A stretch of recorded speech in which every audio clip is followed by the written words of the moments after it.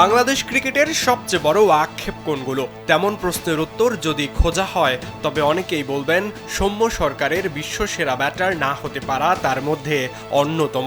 2014 সালে অভিষেকের পর থেকে বাংলাদেশ ক্রিকেটের সবচেয়ে বেশি জনপ্রিয় ব্যাটার সৌম্য সরকার। বিশ্ব ক্রিকেটের বাঘা বাঘা বোলারদের পিটিয়ে ছাতু বানিয়েছেন সৌম্য। আপন মনে 22 গজে দাঁড়িয়ে রং তুলিতে এঁকেছেন নানান চিত্রকর্ম। টাইগারদের ভয় ডরহীন ক্রিকেটের স্বপ্নদ্রষ্টাও বলা চলে সৌম্যকে।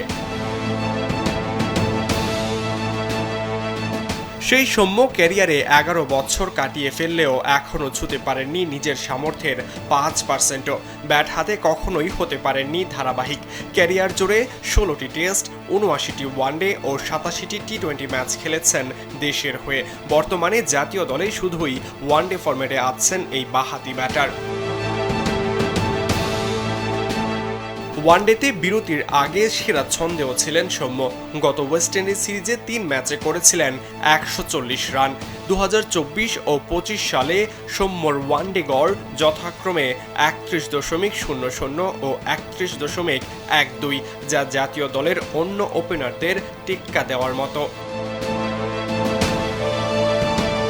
তবে দীর্ঘদিন খেলার বাইরে থাকা সৌম্যকে আবারও ফিরতে হবে নতুন করেই। আর সেই মঞ্চটা যে বিসিএলেই। সাউথ জোনের হয়ে এবার ঘরোয়া আসরে মাঠে নামছেন এই অলরাউন্ডার। বাবা হওয়ায় বিপিএলটাও খেলতে পারেননি ঠিকঠাক। অদম্য কাপেও ফেরা হয়নি মাঠে সৌম্য, তাই তো এবার বাড়তি মনোযোগী অনুশীলনে। আগামী 23শে ফেব্রুয়ারি রাজশাহী বিভাগীয় স্টেডিয়ামে মিরাজের দলের হয়ে ওপেনিংয়ে দেখা যাবে সৌম্য সরকারকে। সরাজয়ন, কালবেলা।